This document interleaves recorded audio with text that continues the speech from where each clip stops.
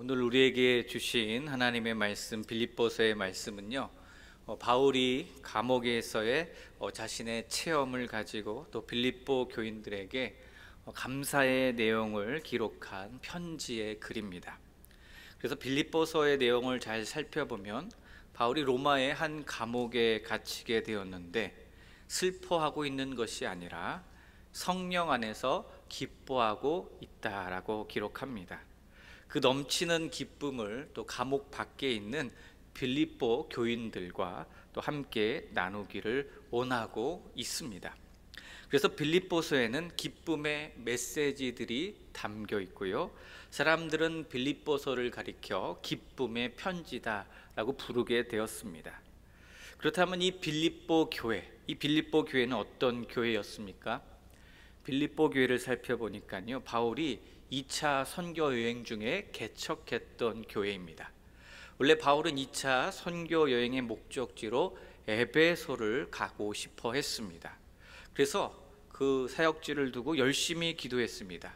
에베소에 가기 위해서 또 기도하며 준비했습니다.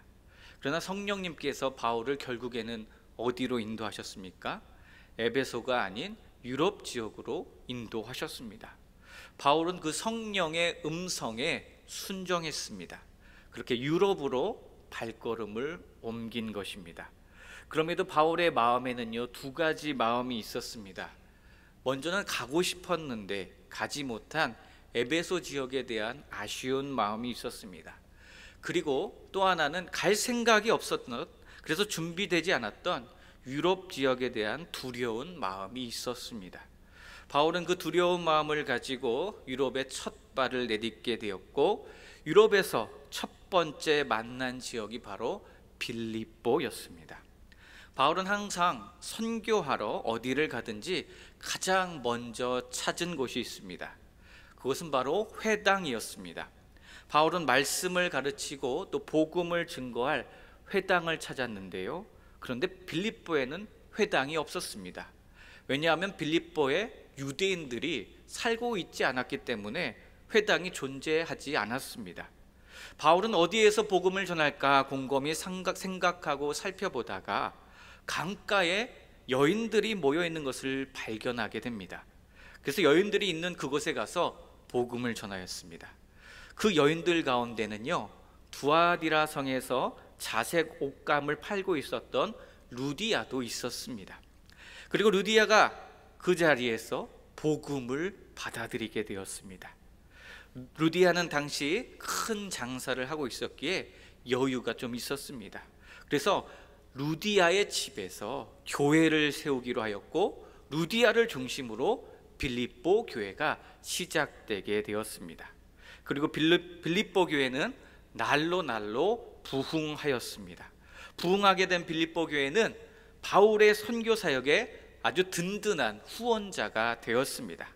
바울 선교 사역을 위한 기도의 동역자가 되었습니다.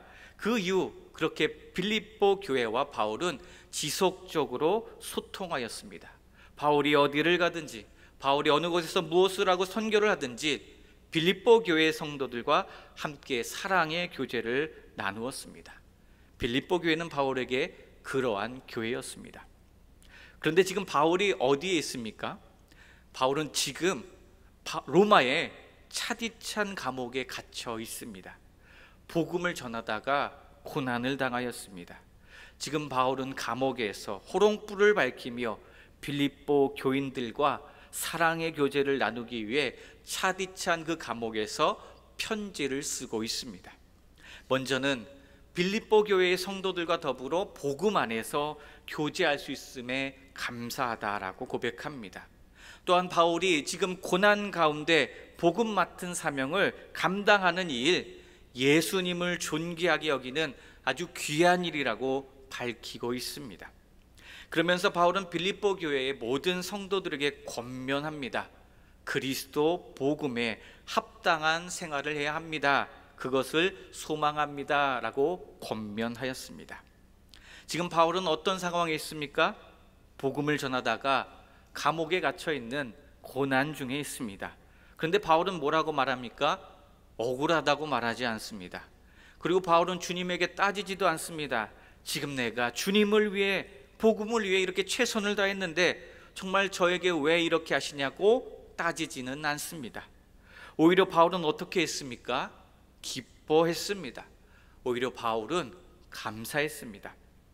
바울은 도대체 어떻게 해서 자신이 겪고 있는 이 고난의 상황 가운데 낙심하지 않고 고난의 상황 가운데 하나님께 감사함으로 나갈 수 있었던 것입니까? 어떻게 해서 바울은 매임 가운데 있는 이 상황에도 기뻐함으로 오히려 더 담대하게 복음을 전할 수 있었습니까?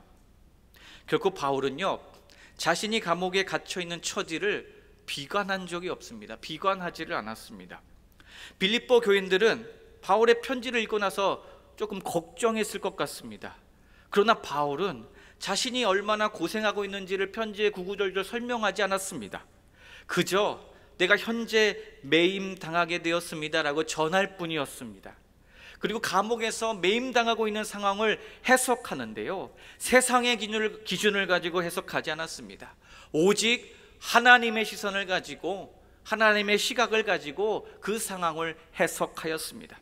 바울은 자신이 어떠한 처지에 있는지 궁금해하는 빌립보 교인들에게 말합니다.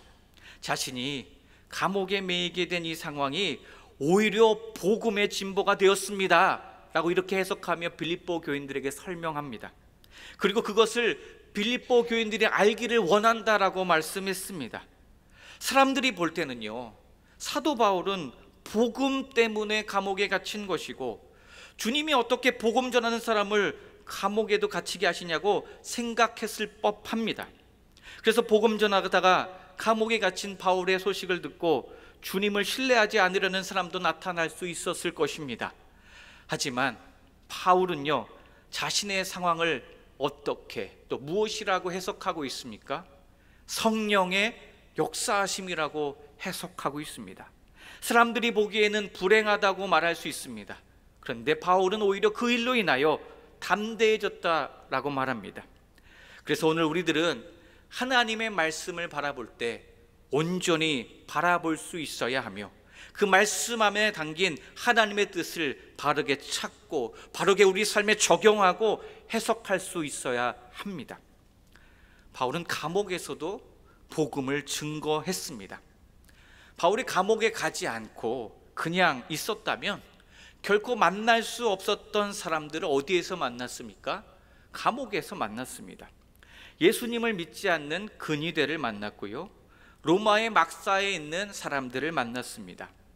몇몇 관료들과 또 고위 공직자들도 감옥에서 만날 수 있었습니다. 그리고 그들에게 무엇을 전했습니까? 복음을 전했습니다.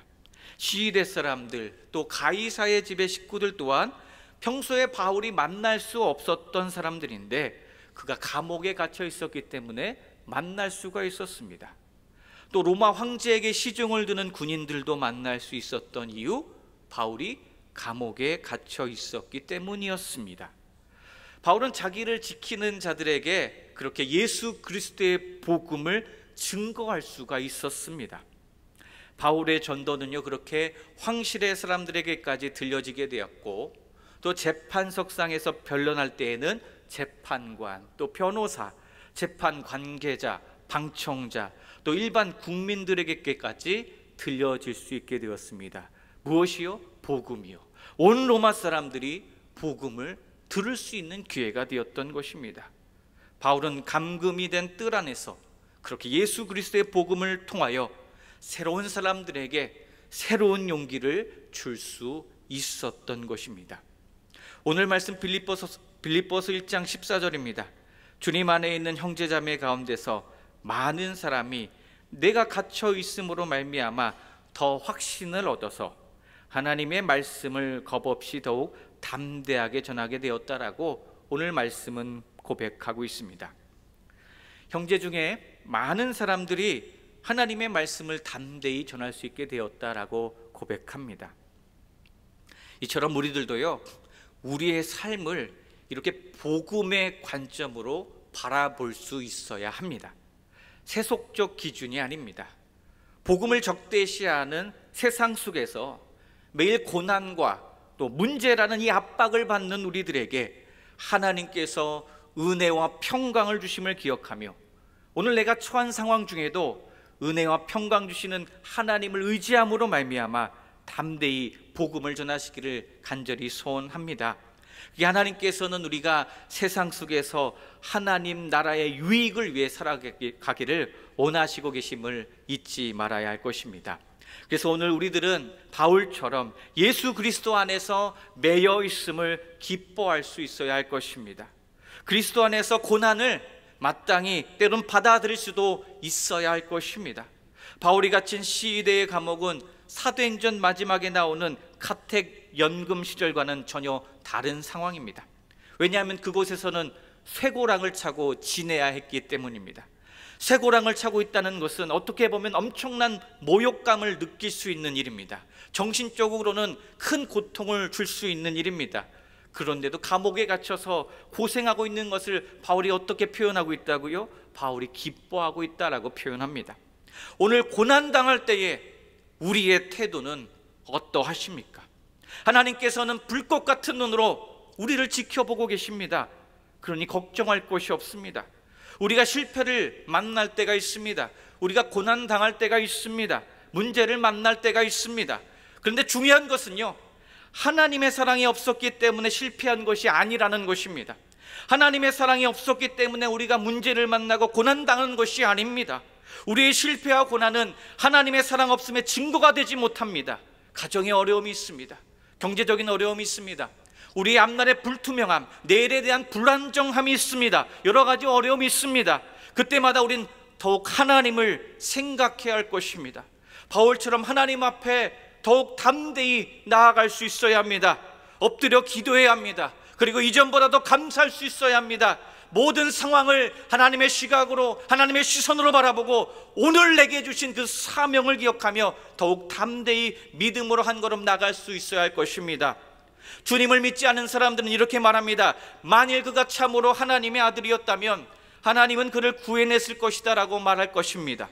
또 말하기를 기독교인들이 참으로 하나님의 백성이었다면, 만일 바울이 참으로 하나님의 사람이었다면 감옥에 갇히거나 쇠고랑을 차는 고통, 굴욕적인 패배 일어나지 않을 것이라고 주님을 믿지 않는 사람들은 말했을 것입니다. 이러한 믿지 않는 사람들의 반응, 옛날이나 오늘이나 마찬가지입니다. 오늘 우리들은 누구입니까? 오늘 우리들은 예수 그리스도를 믿는 자들입니다. 우리는 주님을 믿는 주님의 자녀들입니다. 우리는 그리스도인입니다. 그런데 무엇을 위하여 예수님을 믿느냐는 이 질문에 오늘 우리들은 어떻게 답을 하고 계십니까? 오직 나의 형통과 우리 가정의 건강과 번영을 위해서만 예수님을 믿는다고 답을 하고 있지는 않으십니까? 오늘 우리들은 이 질문 앞에 서서 어떻게 대답을 하고 계십니까? 당시 빌립보 교회 성도들 중에는요, 내가 섬기고 있는 교회가 참으로 하나님의 교회일까? 참으로 주님의 몸된 교회일까? 이런 의심을 가진 성도들도 있었을 것입니다. 하나님께서 살아계시다면 왜 우리가 이런 고난을 받아야 하는가 질문하는 사람도 있었을 것입니다. 그리고 하나님께서 허락하신 고난이 있다면 그 고난 도대체 어떻게 바라봐야 하는지를 나는 참 도대체 모르겠다라고 질문하는 사람도 있었을 것입니다. 오늘 우리가 만나게 되는 문제와 고난, 이 고난을 어떻게 바라보아야 하겠습니까? 이때 우리는 꼭 잊지 말아야 하는 사실 하나가 있습니다. 반복되어서 하나님의 말씀을 통해 확인되어지는 사실이지만 오늘 주를 믿는 우리를 향한 하나님의 계획이 있다라는 것입니다. 우리는 그것을 믿고 살아간다는 것입니다. 그래서 우리가 먼저 걱정하지 않는다는 것입니다. 바울에게는요, 감옥에서의 경험이 있었습니다. 감옥에서 고난을 당하면서 바울이 그때 깨달은 것이 하나 있습니다. 주님이 계시는 곳에는 항상 고통이 전혀 없어야 한다는 이 가설을 내려놓게 되었습니다. 그때마다 오히려 반대로 확인되어진 사실이 있습니다. 고통이 있는 곳마다, 고난이 있는 곳마다 주님은 늘 나와 함께 하신다, 이 사실을 확인할 수 있었습니다. 고난이 있는 곳마다 주님은 나를 떠나지 않으시고 나와 함께 하신다는 그러한 믿음이 날마다 더욱 더 강해졌다는 것입니다. 오늘 말씀을 듣고 있는 우리들은 기억해야 할 것입니다. 하나님의 임재의 때보다 하나님의 부재의 때에 우리의 신앙은 더욱 성장하게 된다는 이 사실을 잊지 마시기 바랍니다. 오늘 신 하나님의 말씀 빌립보서 1장 14절을 제가 다시 한번 읽어보겠습니다. 형제 중 다수가 나의 매임으로 말미암아 주 안에서 신뢰함으로 겁없이 하나님의 말씀을 더욱 담대히 전하게 되었다라는 이 말씀. 오늘 우리들은 감옥에서 매임 중에도 담대하게 복음을 전하고 있는 이 바울의 모습을 보시면서 이 바울의 모습을 통하여 형제들이 주 안에서 서로 신뢰하게 되었고 형제들이 주 안에서 용기를 가지게 되었음을 오늘 주신 말씀을 통해서 확인할 수가 있습니다. 그래서 그들이 어떻게 할 수 있었습니까? 하나님의 말씀을, 주님의 복음을 담대하게 전할 수 있게 되었습니다. 빌립보 성도들은요, 로마 감옥에서의 사도 바울의 소식을 듣고 이제 용기를 얻게 되었습니다. 더욱 확신을 갖게 되었습니다. 더욱 담대해졌습니다. 왜요? 하나님의 말씀이 있기에, 하나님의 살아계신 증거가 있기에 겁내지 아니하였습니다. 그래서 복음을 더욱 담대히 전할 수 있게 되었습니다. 이렇듯 이렇게 한 사람의 모범이 중요하다는 것입니다. 오늘 우리들이 그런 사람이 되기를 간절히 소원합니다. 바울과 같이 순수한 믿음과 바울과 같이 담대한 용기를 가지고 우리에게 맡겨주신 이 복음 맡은 사명을 잘 감당할 수 있어야 합니다. 그런 면에서 바울은 참 좋은 모범이 되었습니다. 바울은요, 자기가 가지고 있었던 기득권이 있었는데 그 기득권을 내려놓았습니다. 바울은 다른 것보다 예수 그리스도의 복음이 전파되는 것이 더 많이 기뻤습니다. 그리고 하나님 나라가 확장됨을 보면서 행복했고요, 기뻤습니다. 바울은 비난도 참 많이 받았습니다. 바울은 인정받지 못한 적도 많습니다. 그런데 비난받아도 인정받지 못해도 괜찮다고 했습니다. 물론 일반적으로 사람들에게 인정받지 못하면 어떤 마음이 듭니까? 낙심의 마음이 듭니다. 내가 이렇게나 고생했는데, 내가 이렇게나 많이 노력했는데 사람들에게 인정받지 못하면 좌절할 수 있습니다. 우리가 이때 주의해야 합니다. 우리가 때로는 나도 모르게 우리도 모르게 복음을 이용하여 나 자신이 인정받고 싶고, 복음을 이용하여 내가 대접받고 싶고 내가 성공하고 싶을 때가 있다는 이 사실을 우린 주의해야 합니다. 그리고 기억합니다. 좋은 모범이었던 이 바울을 기억했으면 좋겠습니다.